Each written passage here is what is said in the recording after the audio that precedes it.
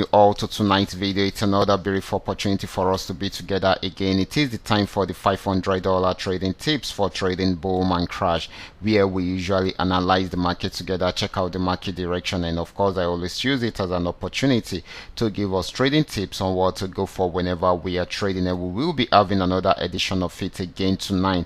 But before we go fully into it, in case you are joining me for the first time, I welcome you all to Qora Digital Cash. This is the platform which I used to share with you my ideas on how you can make some cool cash for yourself online, most especially within the forex niche. All you need to do is just for you to take some time to browse through the channel, watch my training videos, make sure you understand every part of the trading strategies, practice very well on your demo account before trying it out on your real account. And if you love my videos, can you give me a thumbs up and share with families and friends? And if you are yet to subscribe to this channel, kindly do so right away.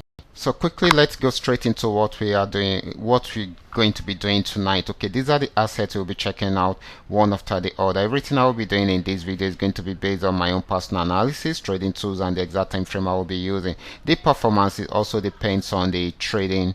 It also depends on your trading capital. Okay, the more your trading capital, the easier it is for you to achieve. Okay, so this is very, very important. Okay, so now let's go straight into what we have right here, starting with boom 1000. Okay, so guys, this is boom 1000. We are on 5-minute time frame using the 3M chain Milka trading indicator to do our analysis right from here. Okay, just the way we have seen this had been on a very strong downtrend right from here, and of course it got to this support zone, was unable to go below it, so it's bought for a while, pull back again, and it will be trying it out again. Once it breaks out above it, then definitely it's going to buy more. Okay, so you should take note of that. So this is still buying at the moment. Okay, so make sure you take note of that and take advantage of the opportunity. Okay, so the next asset is going to be boom 500. Let's check it out right away.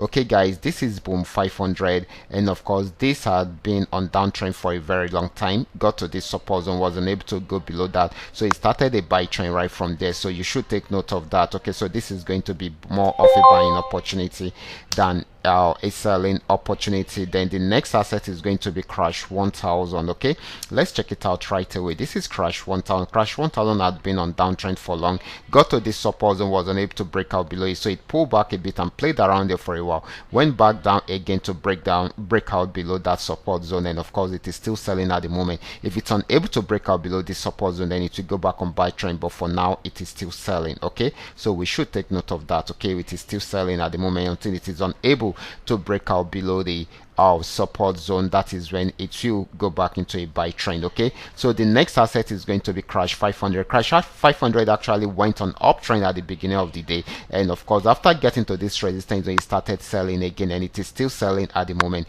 So this is going to be more of a selling opportunity than a buying opportunity. The next asset, which is going to be the last one, is volatility 75. This is volatility 75. Volatility 75 had been on downtrend for a very long time. We can see it right from here, and of course it has gotten to this support zone. It has not been able to break out below it about 2 times now, and of course if it's unable to break out below it, then it's going to buy more. But we should take note of this, guys. We should also take note of this. Okay, once it breaks out above this resistance zone, then it's going to buy more right from there.